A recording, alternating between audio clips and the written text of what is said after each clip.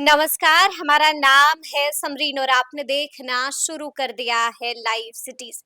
देखिए, ईडब्ल्यूएस आरक्षण का मामला पटना हाई कोर्ट पहुंच चुका है और कुछ दिनों पहले आपको याद होगा कि इस मामले में सुनवाई भी हुई थी और अब इस मामले में अगली सुनवाई 23 जून को होनी है। और ऐसे में अब बड़ा सवाल यही बना हुआ है कि आखिर 23 जून को क्या कुछ होगा। तो आज एक बार फिर से हम इसी मुद्दे पर सीधी बातचीत करेंगे पटना हाई कोर्ट के जाने माने एडवोकेट देव प्रकाश जी से। सबसे पहले बहुत शुक्रिया बातचीत जी के लिए। धन्यवाद।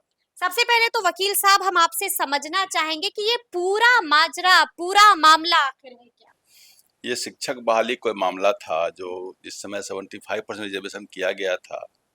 ओबीसी वाला जो हुआ था ना सर्वे, बिल्कुल बिल्कुल। कास्ट बेस है, उसके अनुसार जिसको कि ऑनरेबल हाई कोर्ट ने जातीय जनगणना। इंदिरा साहनी जजमेंट को लेकर हुए कहा कि 50% से ऊपर कोई रिजर्वेशन नहीं हो सकता। अब उसमें चूंकि 10% ईडब्ल्यूएस है, वो संविधान में 103वां संशोधन के बाद हुआ है। वो संविधान भारत सरकार ने किया है। उसमें कहा कि जो जनरल के जो 50% है, उसमें से 10% इकोनॉमिकली वीकर सेक्शन, जो अपर क्लास के जो लोग हैं, जिसको सवर्ण क्लास या जो भी क्लास कहते हैं, उस उनमें से जो इकोनॉमिकली बैकवर्ड क्लास हैं, उनको 10% मिलेगा। ये मामला उसी वहीं पर केंद्रित है। कहा यह कि एक शिक्षकों की जो बहाली निकली थी, जो शुरुआत में वो निकली थी 21,771 पद के लिए।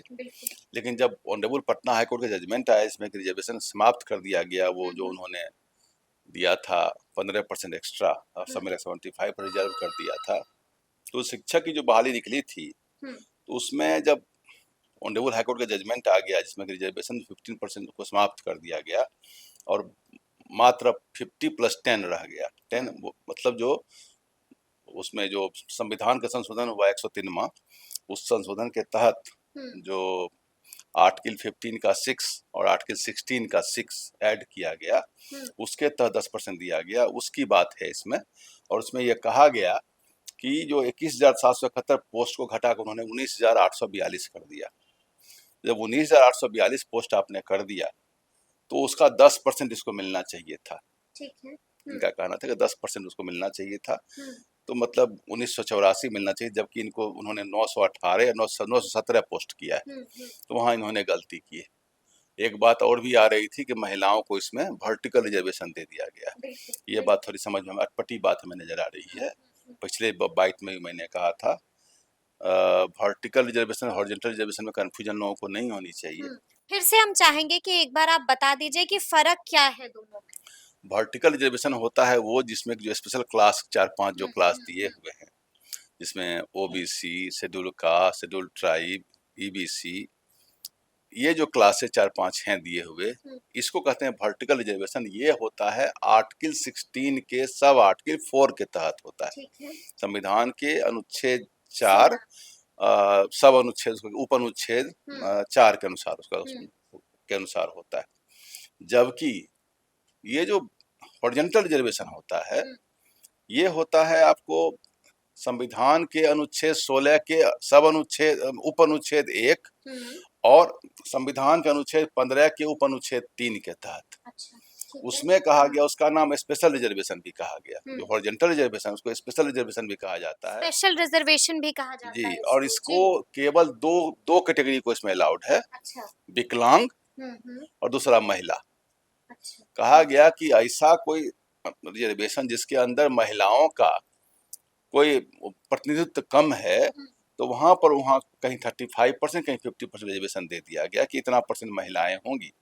विकलांग को नॉर्मली 3% दिया जाता है, लेकिन वो हॉरिजॉन्टल रिजर्वेशन है। हॉरिजॉन्टल रिजर्वेशन मतलब स्पेशल रिजर्वेशन का जो है परसेंट, वो इंटैक्ट रहेगा, उसके अंदर ही, उस क्लास के अंदर ही, class within the class में उसको किया जाएगा।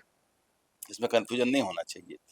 यह भी कहा गया उस केस में, जैसे कि जैसा कि हमने न्यूज में देखा, हमें कोई केस नहीं देखा है ना, हम उसमें आर्गुमेंट में थे, कि वर्टिकल दे दिया गया है महिलाओं को, तो वर्टिकल नहीं दी जा सकती इनको। जब ईडब्ल्यूएस एक वर्टिकल रिजर्वेशन है, ईडब्ल्यूएस क्या है, वर्टिकल है, लेकिन महिलाओं को उसके अंदर जब दिया जाएगा तो हॉरिजॉन्टल में दिया जाएगा, मतलब 10 के अंदर दिया जाएगा। मान लीजिए इन्होंने कहा कि 917 पहले था, 19,000 ये 1918 मिलना चाहिए इनको पोस्ट, 1918 मिलना, 1984 मिलना चाहिए इनको, 1984 अगर मिलना चाहिए तो उसका आधा या 35% जो भी महिलाओं को मिला है वो उनको मिलना चाहिए, मतलब उसके अलावे नहीं मिलना चाहिए, उसी क्लास के अंदर मिलना चाहिए, तो उसको कहेंगे हॉरिजॉन्टल रिजर्वेशन। वर्टिकल रिजर्वेशन महिलाओं को अलग से नहीं मिल सकता, वो सबमिशन में कहीं कहीं लिखा है या होता न्यूज में गलत से आ गया हो, उस पर हम नहीं बोलेंगे, लेकिन महिलाओं को किसी क्लास में अगर मिलेगा तो हॉरिजॉन्टल रिजर्वेशन मिलेगा, वर्टिकल नहीं मिल सकता। और बाकी जिन्होंने कहा कि ईडब्ल्यूएस को 10% नहीं मिला है, तो ये संख्या तो खैर मान लीजिए पूरे सीट है तो पूरे सीट का जो 50% है उसका आधा होगा, तो हमको समझ, तो उस गणित में भी हम गए नहीं है और न उस गणित को अभी हम कुछ उसके बारे में कुछ बता रहे हैं। उन्होंने, उनका जो केस है यही कहना है कि जब घटा है तो 917 के हिसाब से लिया गया, हमारे हिसाब से 1984 होना चाहिए था। खैर ये मामला सब जुडिस है, कोर्ट में चल रहा है, डेट पड़ा हुआ है, डेट पर आगे डेट पर सरकार अपना जवाब देगी, फिर आगे बात होगी। लेकिन वकील साहब, हम आपसे ये भी समझना चाहेंगे कि याचिकाकर्ताओं ने क्या कुछ कहा है अपने पक्ष में। देखिए, अगर ईडब्ल्यूएस को 10% नहीं मिला होगा तब तो मामला फंसेगा, देना ही, मामला फंस जाएगा जी।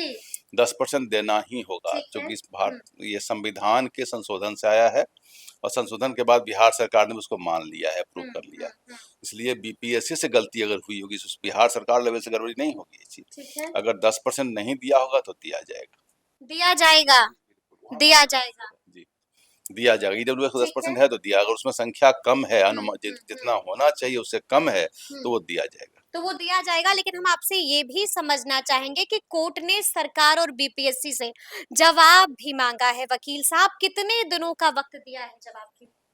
वो मैंने देखा नहीं, शायद 2 महीना का समय दिया है उसमें। 2 महीनों का समय दिया है, यानी कि टाइम दे दिया है। टाइम दिया है सर, उसमें 4 वीक्स या 8 वीक्स से कुछ टाइम मिला है। 4 वीक्स। हाँ, लेकिन नॉर्मली गवर्नमेंट टाइम पर जवाब देती नहीं है, कभी कोई लेट भी जवाब देती है, हाँ। ऐसी कोई बात नहीं। अच्छा, तो ऐसे में अब बड़ा सवाल ये भी उठता है वकील साहब कि जिन लोगों की नौकरियां हो गई हैं, क्या उनकी नौकरियों पर भी खतरे की तलवार लटक रही है क्या? नौकरी हो गई है और वो जो रिजर्वेशन ईडब्ल्यूएस वाला है, हाँ। उसको उतना कोटा अगर नहीं मिला होगा, उससे कम मिला होगा, इसे मिल गया होगा तो बात अलग है, नहीं मिला होगा तो छेड़छाड़ तो होगा उसके साथ। छेड़छाड़ होगी, यानी कि आप कह रहे हैं कि कईयों की नौकरियां जाएंगी। कॉन्स्टिट्यूशनल मैंडेट का वायलेशन है, अगर नहीं हुआ होगा तब, अभी हम नहीं जान रहे हैं कि हुआ है कि नहीं हुआ है। अगर जो ईडब्ल्यूएस में 10% है वो नहीं मिला है, संख्या उनको कम दी गई है, उस तब जाएगी नौकरी, तब ये वायलेशन हो जाएगा उसका, तब उसमें ऐसे लोग जो जिनको होना चाहिए ईडब्ल्यूएस वालों को, उनको किया जाएगा, उनको किया जाएगा, यानी कि कईयों की नौकरी जा सकती है। देखिए, कईयों की बहाल भी हो सकती है, कईयों की बहाल भी हो सकती है, यानी कि कहीं खुशी और कहीं गम भी हो सकता है। देखिए, अंतिम सवाल होगा मेरा आपसे वकील साहब कि 23 तारीख को इस मामले में अगली सुनवाई होनी है। आपको क्या लग रहा है, आपका तजुर्बा क्या कह रहा है, क्या होगा 23 तारीख? अभी तो काउंटर पड़ेगा, काउंटर के बाद या तो आर्गुमेंट होगा या रिज्वाइंडर पड़ेगा, फिर आर्गुमेंट होगा, काउंटर आदि देख लें, उसके बाद बात कर सकते हैं सरकार क्या जवाब देती है। अभी तो फर्स्ट हैंड इनका जो सबमिशन है ये है कि हमारा ईडब्ल्यूएस का जो कोटा है, निर्धारित जो संख्या होनी चाहिए वो संख्या हमें नहीं मिली है, इतनी होनी चाहिए थी, ये इनका डिमांड है।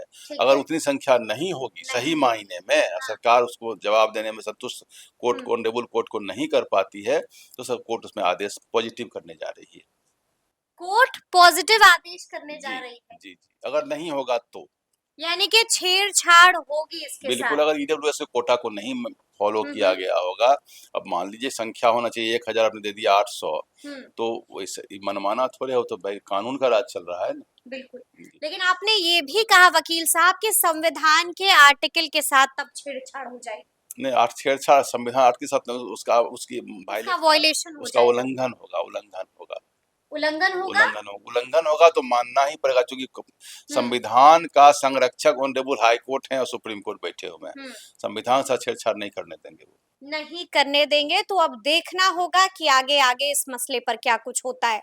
तो फिर ये पूरी बातचीत आपको कैसी लगी है, कमेंट करके हमें जरूर बताइएगा। तो ऐसे तमाम अपडेट्स के लिए बिल्कुल ऐसे ही हमारे साथ बने रहिएगा और देखते रहिएगा लाइव सिटीज। बहुत शुक्रिया।